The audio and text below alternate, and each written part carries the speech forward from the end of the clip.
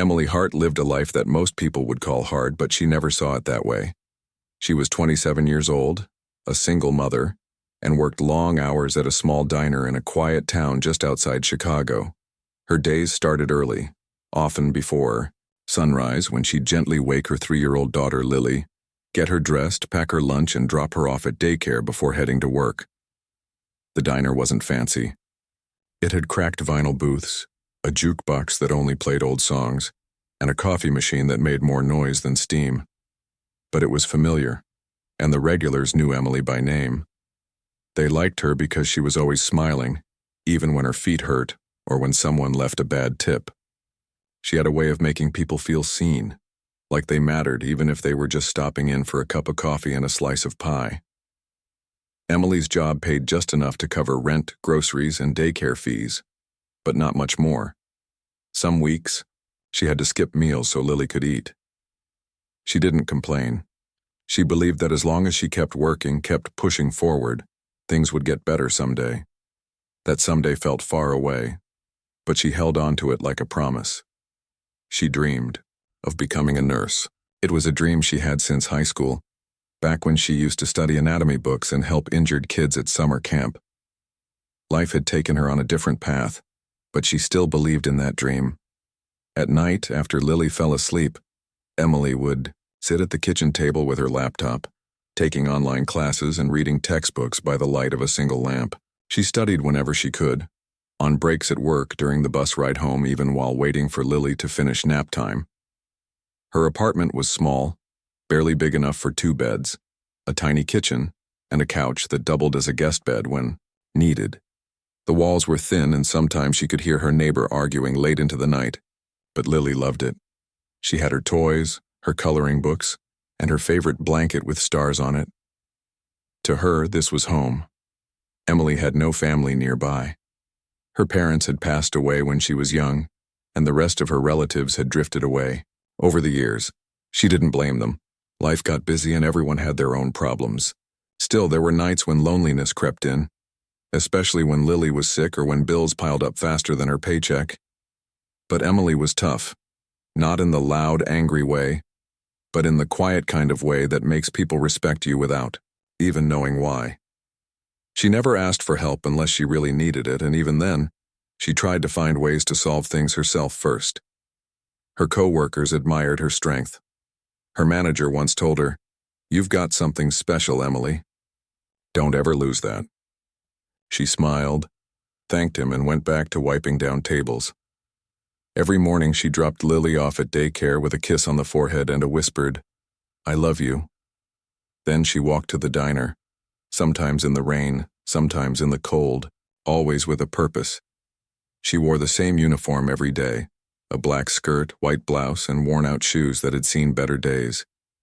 But she wore it with pride. It meant she was working.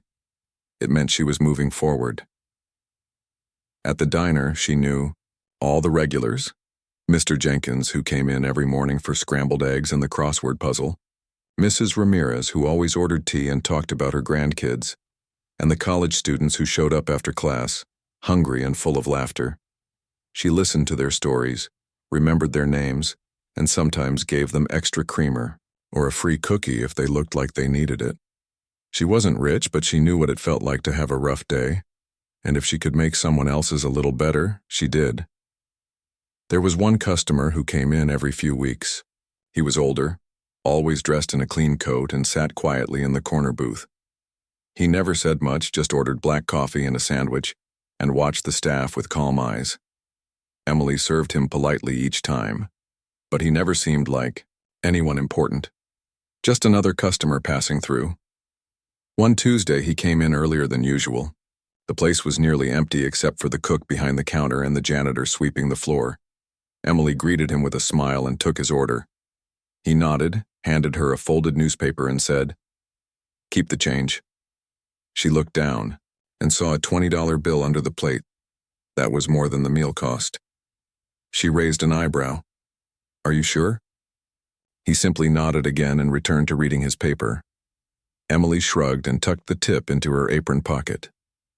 Tips were always welcome, even if they came from quiet men in the corner booth. Later that afternoon, business picked up. A large group of tourists came in, all talking loudly and asking for menus. One man spilled coffee on the floor. Another argued with the cook over how his burger was cooked. Emily stayed calm, cleaned up the mess, handled the complaints, and made sure everyone got their food with a smile. After they left, she leaned against the counter, exhausted but proud. She could handle chaos.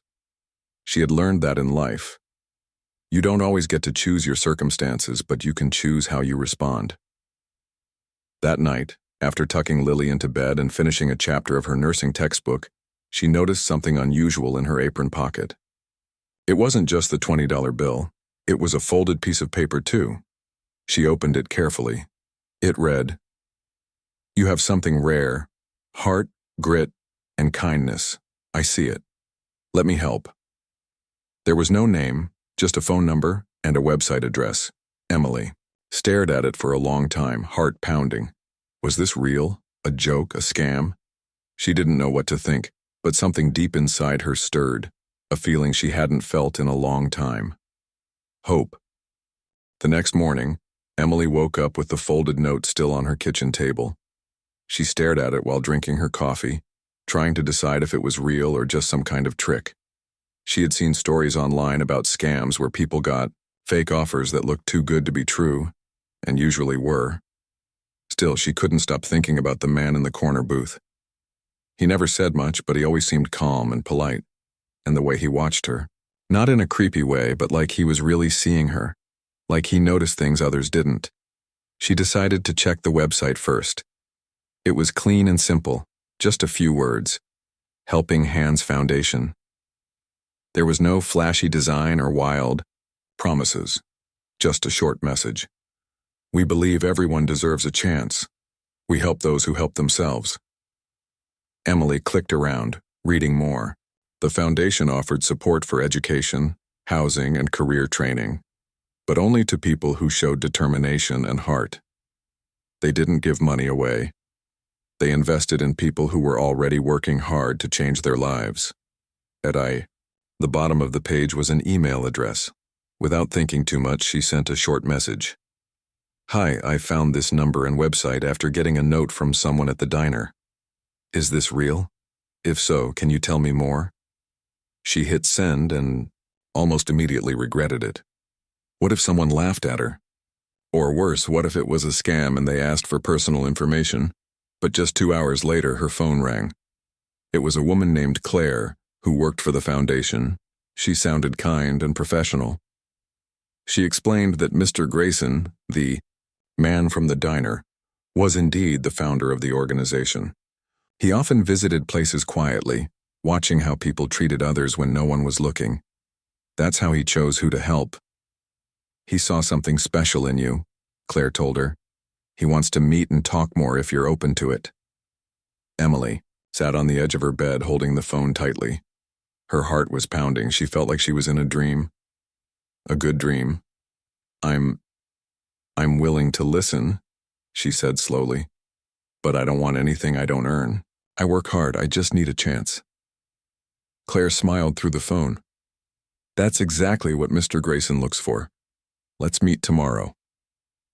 The meeting took place at a small cafe near the hospital. Emily dressed carefully, wearing her best blouse and brushing her hair until it shined. She left Lily with a neighbor she trusted and took the bus across town. When she walked in, she saw him right away. Mr. Grayson, or Richard, as he introduced himself now, was sitting at a quiet table by the window. He stood up when she entered and smiled warmly. "Emily," he said, offering his hand. "Thank you for coming."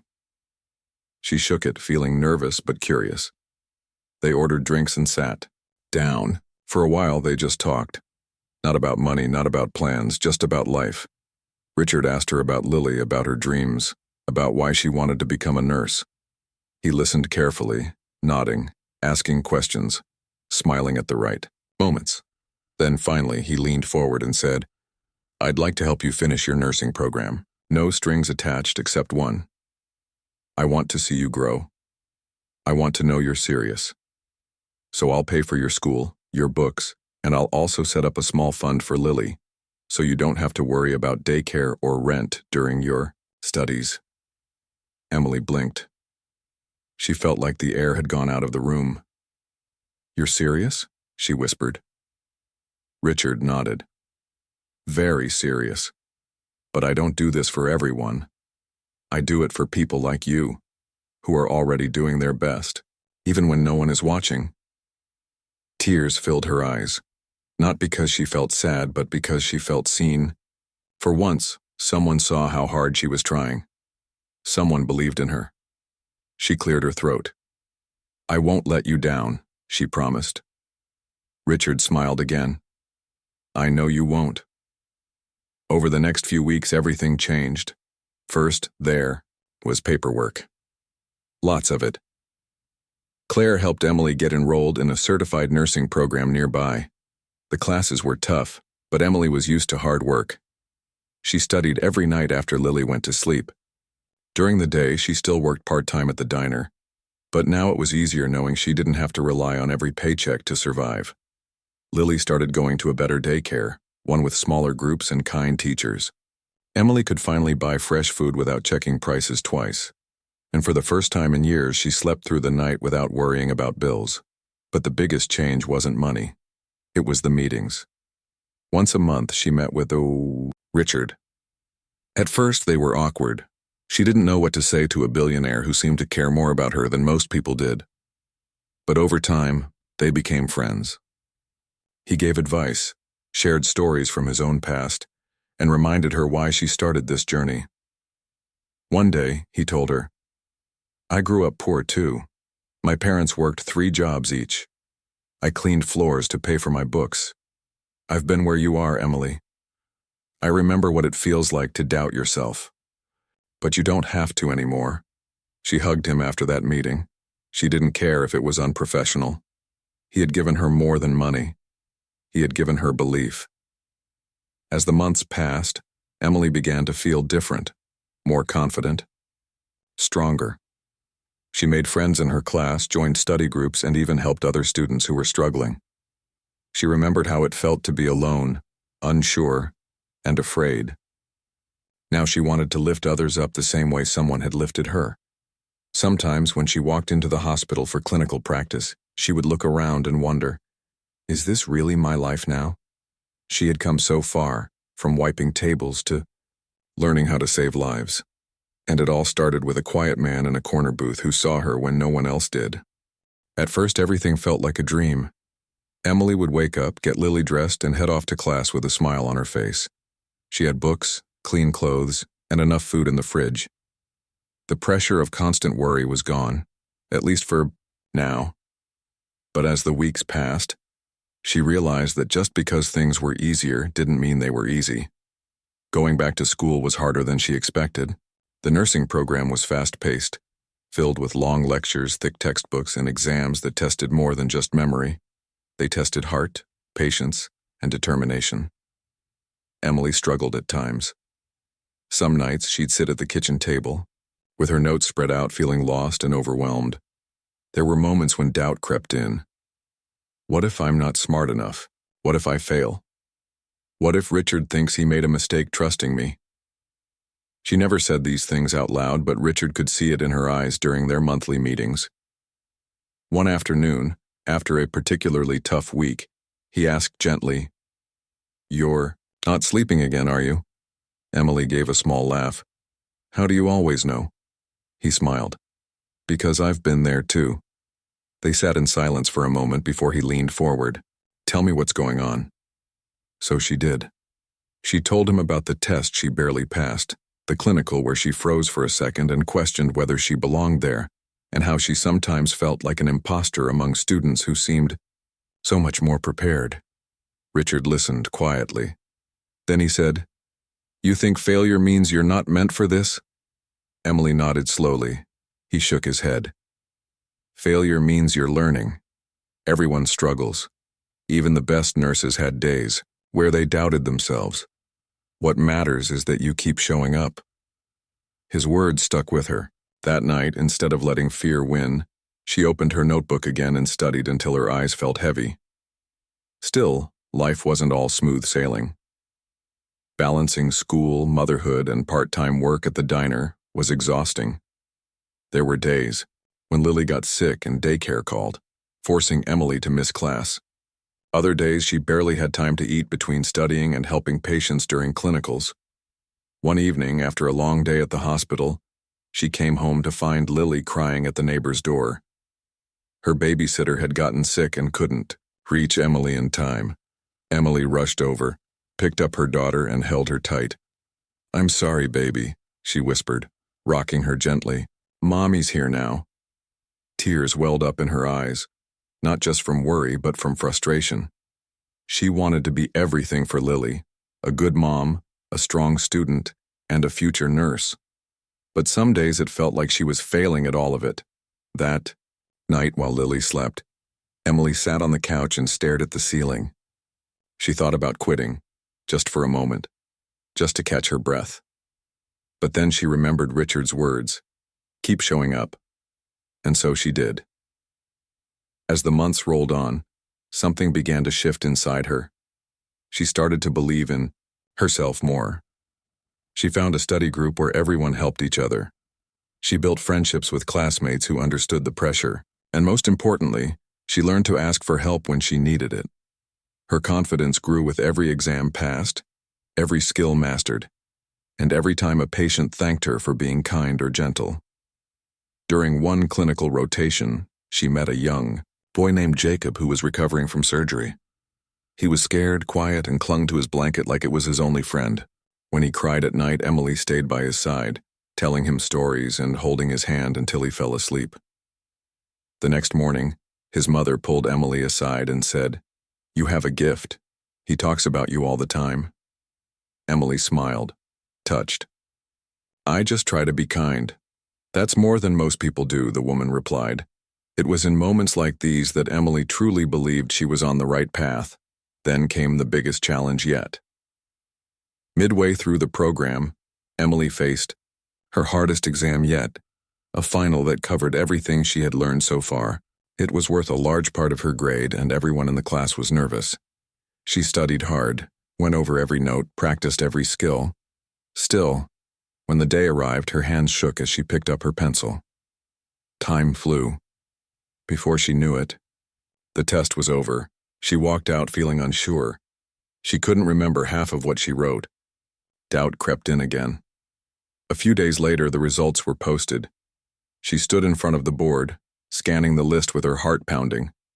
There it was, her name. She looked down. The score was lower than she hoped. Not a failure, but not good enough. She sank onto a bench outside, staring at the ground.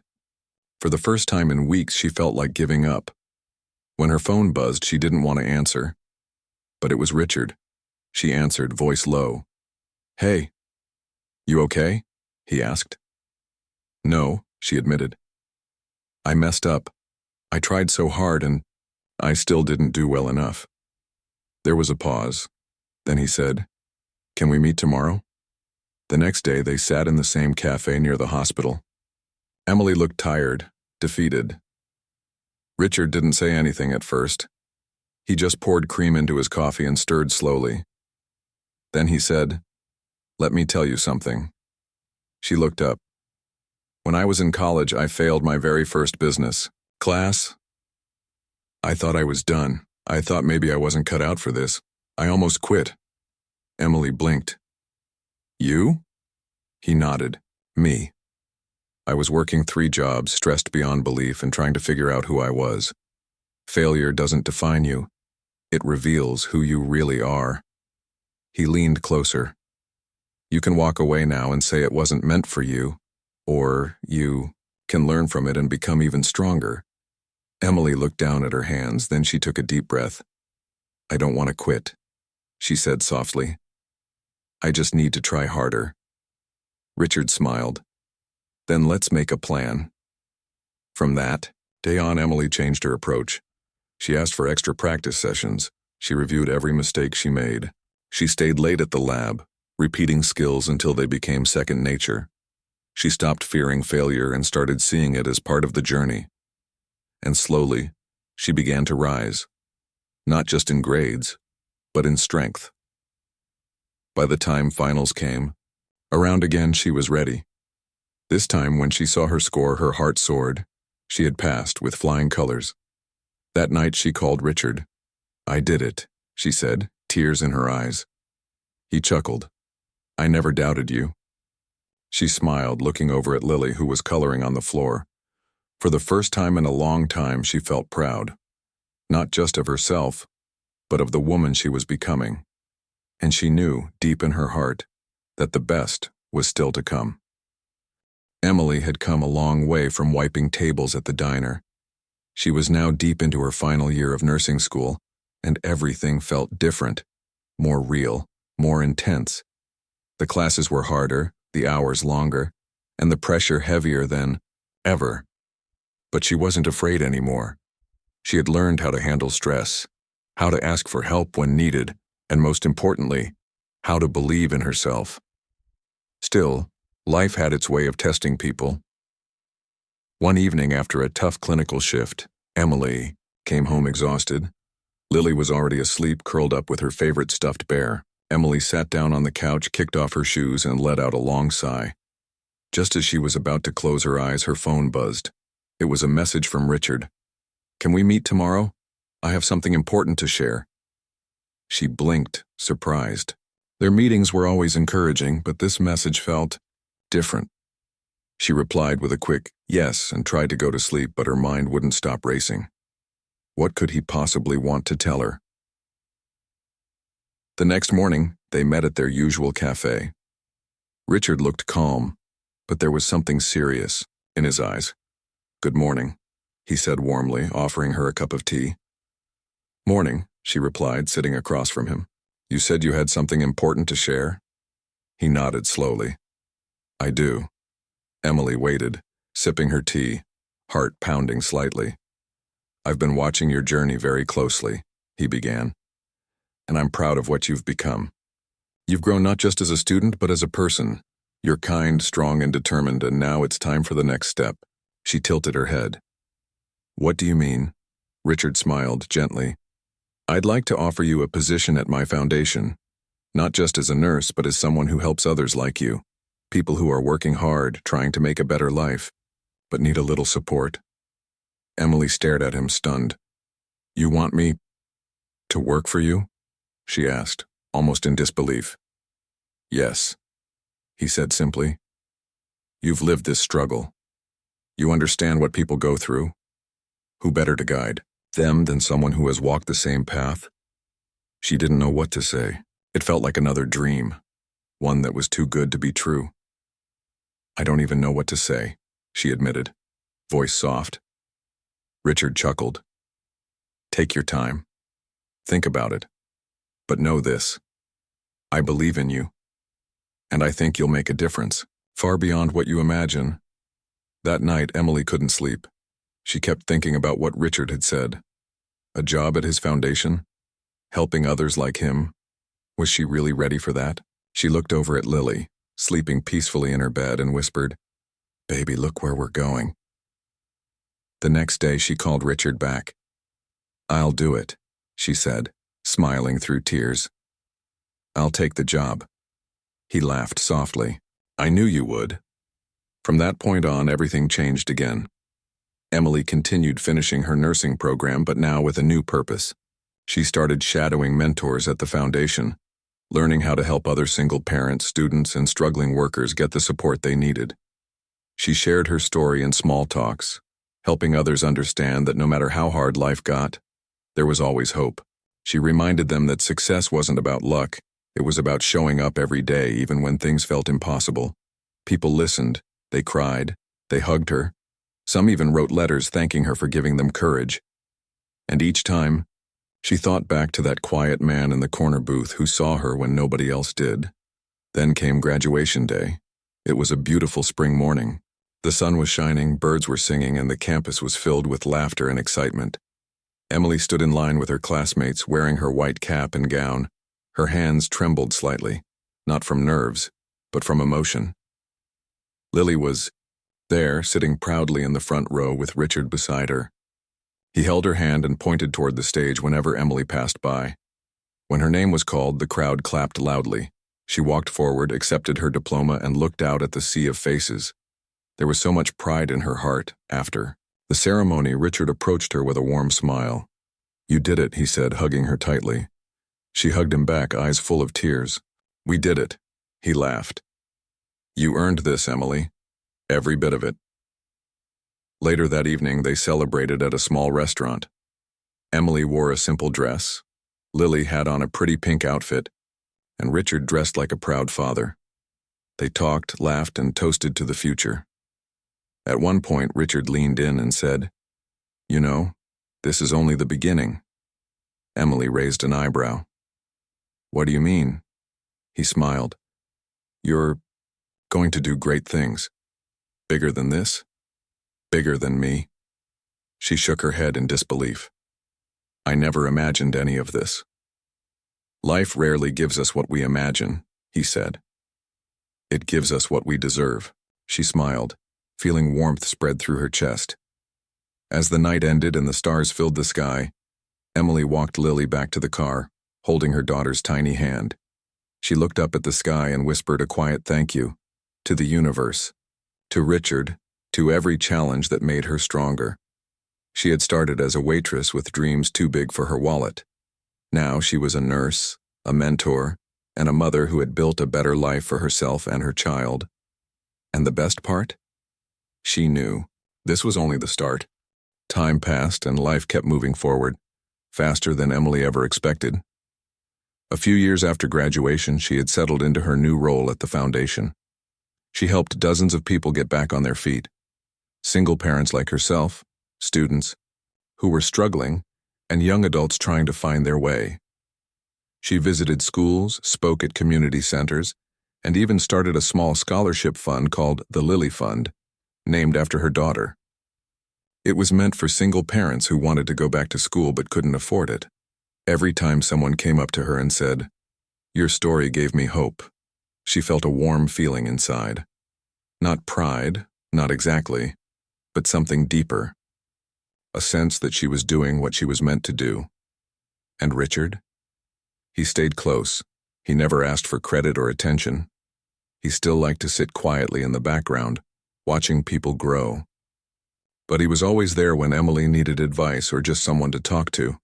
One day, during one of their monthly meetings, he looked at her and smiled. "You've become more than I ever hoped for," he said. Emily blushed. "That's sweet of you to say." "It's not sweet," he replied. "It's true. You're not just helping people, you're inspiring them. That's bigger than money, that's legacy." She thought about that word for a long time after. Legacy. What kind of legacy did she want to leave? Lily grew up fast, before Emily could blink. Her little girl was no longer so little. She started kindergarten, then first grade, then second. She loved books, drawing, and asking a million questions every day. Sometimes she would ask, "Mommy, how did you become a nurse?" Emily would smile and say, "Because someone believed in me when I didn't believe in myself." "Who?" Lily would ask. "A very kind man named Mr. Grayson." Lily would nod, as if she already knew the story by heart. She loved Richard almost, like a grandfather. He never tried to replace her real family, but he filled a space that had been missing. A quiet strength, a gentle presence, and a reminder that good people still existed in the world.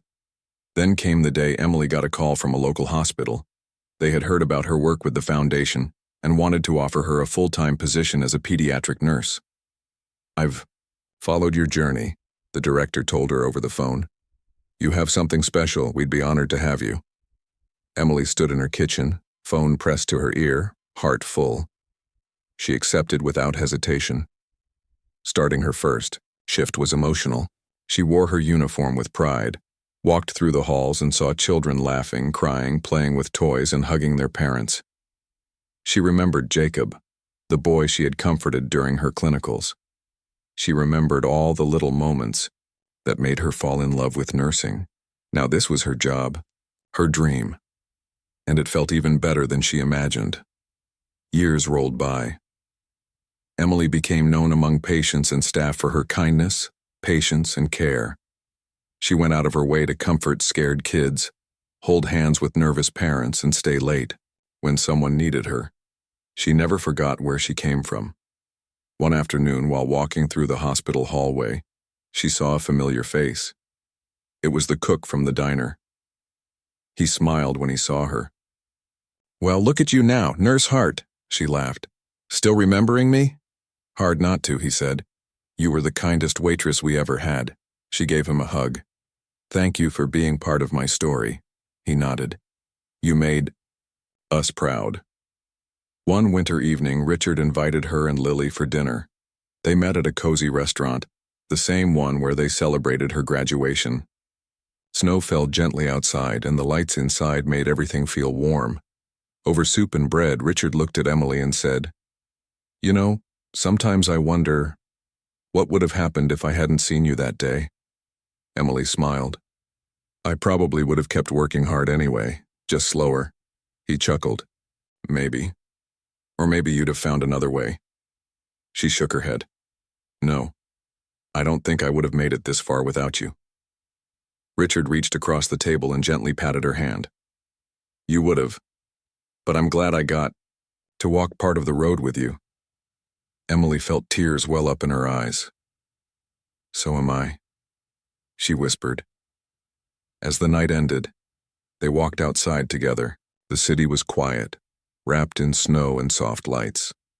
Lily skipped ahead, throwing snowballs at invisible enemies, laughing like the world was hers. Emily watched her daughter with pride, love, and a deep sense of peace. She thought back to that tired young woman who used to serve coffee in stained shoes and dark circles under her eyes. She had been strong then. But now she was unstoppable. Months later, Emily stood on a small stage at a community center.